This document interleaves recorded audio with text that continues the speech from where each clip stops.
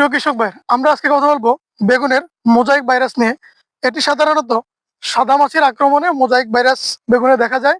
এটি একটি সূচক পোকা, যার অতি আক্রমণেই বেগুনের মধ্যে মোজাইক ভাইরাস দেখা যায়। পাতার মধ্যে হলুদ ছোপছোপে দাগ পড়ে যায়।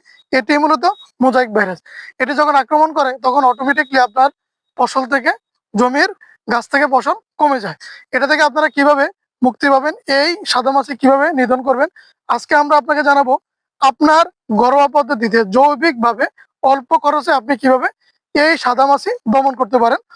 আপনি সাধারণত এই সাদামাছি দমনের জন্য হলুদ আঠালোযুক্ত ট্যাপ ব্যবহার করতে পারেন আপনার জমিতে, প্রতি শতকে 3টি করে, এবং নীল আঠালোযুক্ত পাত ব্যবহার করতে পারেন।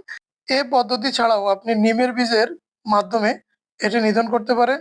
নিমের বীজকে আধা ভাঙ্গা করে 50 গ্রাম 1 লিটার পানিতে ভিজিয়ে রাখবেন 12 ঘন্টা, পরবর্তীতে ছেঁকে এটি 10 দিন পর পর স্প্রে করবেন। এর সাথে আপনারা সাবানের গুঁড়া মিক্স করতে পারেন 1 লিটার পানিতে 5 গ্রাম, এবং নিম পাতার রস ব্যবহার করতে পারেন।